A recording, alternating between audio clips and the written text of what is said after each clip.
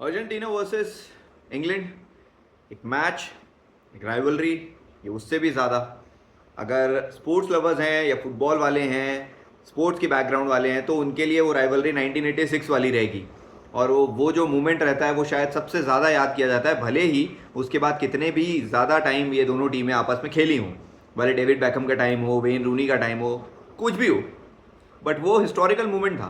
और शायद वो उस समय के लिए, इस समय के लिए और आने वाले कई समय के लिए याद रखा जाएगा। मोमेंट ऑफ ब्रिलियंस था, डिएगो मैराडोना का hand of God, goal of the century. और शायद हिस्टोरियंस के लिए अगर इंग्लैंड और अर्जेंटीना की बात हो तो 1982 याद आएगा, फॉकलैंड वॉर। क्या भी इंग्लैंड ने लड़ाई की थी, अर्जेंटीना हार गई थी, 650 से ज़्यादा सैनिक मरे थे। तो historical fact versus sporting rivalry, सारी चीज़ें रहती हैं।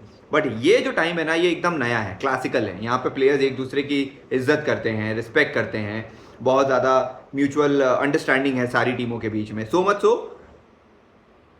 महानतम प्लेयर की अगर बात करें, लियोनेल मेसी, जिन्होंने मतलब हमने तो जिसको देखा है यार, हमारे लिए तो वो बेस्ट है। अगर बात करें, वो तो इंग्लैंड के अगेंस्ट खेला भी नहीं है, एक भी बार उन्होंने मैच नहीं खेला है। वर्ल्ड लेवल की अगर बात करें तो इंग्लैंड के अगेंस्ट वो उतरे नहीं है। फीफा वर्ल्ड कप की बात करें, जैसे ही पता चला कि भाई हाँ इंग्लैंड के अगेंस्ट खेलना है तो ही वॉज वेरी एक्साइटेड। उन्होंने तो बोला कि भाई ये तो बहुत ही बेहतरीन चीज़ है कि मैं इंग्लैंड के अगेंस्ट खेल रहा हूँ, कभी मैंने इंग्लैंड के अगेंस्ट मैच ही नहीं खेला है, तो मैं तो पूरी तरीके से तैयार हूँ, बड़ा मज़ा आएगा। क्योंकि उम्मीद करते कि इंग्लैंड जैसी अच्छी टीमें खेलने को मिले, तो इंग्लैंड मिल गई है भाई।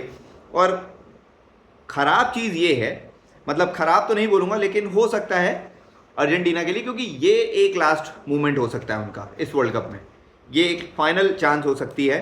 और फाइनल चांस इसलिए भी क्योंकि जिस तरीके से अर्जेंटीना मैच खेलते आ रही है, जिस तरीके से वो अपनी कॉम्प्लेक्सिटीज़ को ख़त्म नहीं कर रहे हैं, मतलब टीम में फॉर्मेशन को, बिल्डअप प्ले को, सारी चीज़ों को, वो मुझे देखकर ऐसा लगता है कि ये this could be the final and for Argentina in this world cup. मतलब लगातार अगर इस वर्ल्ड कप की बात करें, टीम्स की बात करें, हल्की टीम मिलती गई मिलती गई मिलती गई, फिर आपको कुछ ऐसी टीम्स मिली जो कि आपको अचानक से शॉक कर दिया, उन्होंने आपके लेवल की नहीं थी बावजूद इसके, बट अब आपको वो टीम मिल गई है जो आपके बराबरी की है, शायद आपसे अच्छी है, मतलब in terms of playing football इस वर्ल्ड कप में जो उनका स्टाइल रहा है उस हिसाब से। या फिर ये कह लें कि अर्जेंटीना शायद ज़्यादा डाउनग्रेड हो गई है अपने लेवल से, क्योंकि 3 मैच जो पिछले अर्जेंटीना के हैं, मैं पिछले एग्जाम्पल्स की बात करके बता रहा हूँ, 3 मैच अर्जेंटीना के, ऐसा नहीं हो सकता कि हर मैच में अर्जेंटीना इस प्लान के साथ जाए कि 90+ में मैच लेके जाना है, ऐसा नहीं हो सकता। हाँ, Argentina is a team of experience, Argentina is a team of brilliance, but ऐसा नहीं हो सकता कि हर मैच में एक ही गेम प्लान रहे कि भाई 90 से ज़्यादा एक्स्ट्रा लेके जाना है हमको और वहाँ जाके हम मैच जीतेंगे, ऐसा नहीं है। दो चीज़ें होती हैं, या तो एक अपनी कमज़ोरी की वजह से आप इतने मुश्किल में पड़ गए हैं कि मैच इतना लंबा खिंच गया हो, या तो फिर आपका खुद का एक ऐसा प्लान है जो कि आपने एग्जीक्यूट किया है। यहाँ पर एक चीज़ आपके फेवर में हो रही है, वो है लक। दूसरी चीज़ आपकी कमज़ोरी, जिसके कारण आप खुद 90 के आगे जा रहे हैं। 2 मैचेस 120 तक खेले, जीत गए। एक मैच इजिप्ट के अगेंस्ट, ठीक है 90+ इंजरी में आपने मैच जीता, बट बहुत ज़्यादा कॉन्ट्रोवर्सी थी। दूसरी तरफ आ रही है इंग्लैंड की टीम, जो कि अपनी खुद की कॉम्प्लेक्सिटीज़ के साथ आ रही हैं, बट उन्होंने चीज़ें ठीक करनी शुरू कर दी हैं इस वर्ल्ड कप में। और उनके साथ में एक अलग प्रॉब्लम यह है कि वो मैच छोड़ने वाली टीम है। छोड़ने वाली मतलब क्रंच मोमेंट पे, क्रूशियल मोमेंट पे वो गिव अप कर जाती है। तभी तो 60 साल हो गए टीम फाइनल नहीं खेली है, वर्ल्ड कप नहीं जीती है। राइट फ्रॉम 1966 जहां फाइनल पहुंची थी, जीत गई थी, उसके बाद 2026 जहां पर वो अभी भी फाइनल खेलने का ख्वाब देख रही है। अच्छी अच्छी टीमें आई हैं, गई हैं, बट या तो क्वार्टर, सेमीज, राउंड ऑफ 16 बाहर हो जाती है इंग्लैंड की टीम। ये चांस हो सकता है और ये बेस्ट चांस हो सकता है। क्यों?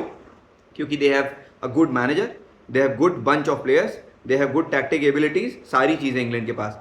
और सबसे बड़ा प्लस पॉइंट ये है कि अर्जेंटीना की कमजोरियां जो कि सबको दिख गई हैं, सारे लोगों को दिख गई हैं। अगर आम तौर पर हम जैसे लोगों को दिख गई हैं, तो फिर आप सोचिए जो वहाँ पर फुटबॉल एनालाइज कर रहे हैं, जो कि टीम में बैठते हैं, कोच हैं, प्लेयर्स हैं, उनको तो बहुत बेहतरीन तरीके से दिख गई होगी। जिस तरीके से अर्जेंटीना, ठीक है नेचुरल विंगर्स नहीं है अर्जेंटीना के पास में उनकी टीम में, तो उनके विंगर्स को कंप्लीट कौन करता है? उनके फुल बैक। लेकिन प्रॉब्लम ये जाती है जब जैसे ही उनके फुल बैक ऊपर चढ़ते हैं, उनका राइट और लेफ्ट बैक खाली हो जाता है।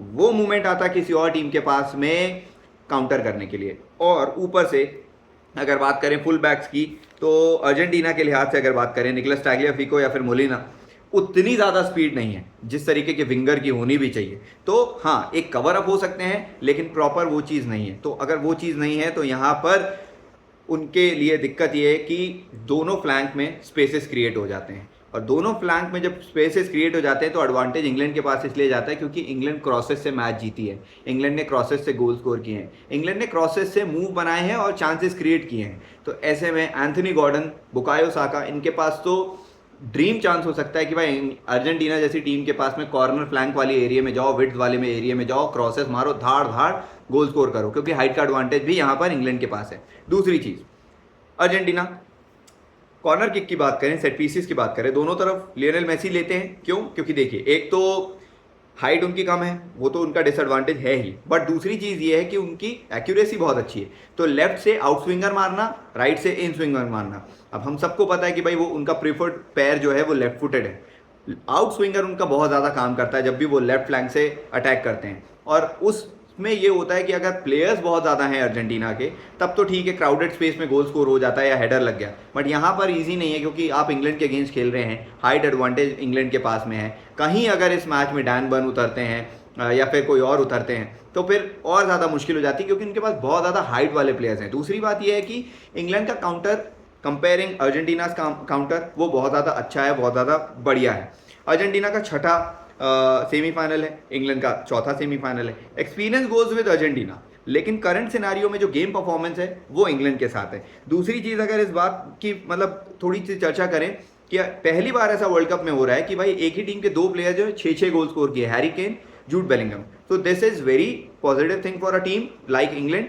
दूसरी तरफ अगर अर्जेंटीना की बात करें, इस वर्ल्ड कप में सबसे ज़्यादा गोल स्कोर करने वाली टीम है, 17 गोल्स, लेकिन साथ ही साथ कंसीड भी उन्होंने बहुत किए हैं। अब इन 17 गोल में एक ओन गोल है, उस ओन गोल को अगर हटाएं तो 16 गोल हो जाते हैं। इन 16 गोल में 8 गोल जो स्कोर किया है वो लियोनेल मेसी ने, यानी 50% of the goal scored by Lionel Messi. अब आप 50% में बाकी सारे प्लेयर्स को देखेंगे, 1-2 1-2 1-2, तो आपके पास में कोई एक प्लेयर और नहीं है जो मेसी को सपोर्ट कर सके। हाँ, पिछले मैच में आपको जूलियन अल्वारेज का वो 25 यार्ड का गोल स्कोर देखा जहां पर उन्होंने कर्ल किया, लेकिन हर मैच में वो कर्लर नहीं मिल सकता। हर मैच में आप एक्सपेक्ट नहीं करेंगे कि जूलियन अल्वारेज आएंगे और वहाँ पर आउटसाइड द बॉक्स उनको बॉल मिलेगी और वो कर्ल कर देंगे और वो गोल स्कोर हो जाएगा। तो मुझे नहीं लगता कि ये चीज़ इस बार होगी।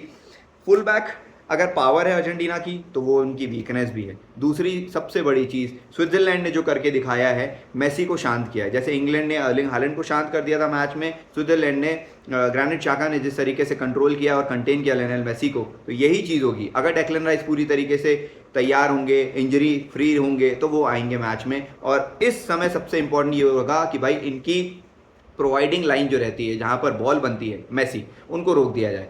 द मोमेंट आप मेसी को रोकेंगे, क्योंकि वो पीछे से बॉल बनाते हैं, तो वो पीछे ही रह जाएंगे और आगे बॉल डिलीवर नहीं होगी, क्योंकि सारे प्लेयर्स देखते मेसी को ही हैं। कुछ ना कुछ करके बॉल आप लेके जाएं, मेसी को बॉल करें एंड उसके बाद छोड़ दें कि भाई यहाँ से कुछ जादूगिरी होगी। वो जादूगिरी हर मैच में नहीं होने वाली। ही 39, इट इज़ मतलब रियलिटी वाली बात होती है कि हर मैच में अगर 120 मिनट खेल लेता है बंदा, वो बहुत बड़ी बात होती है।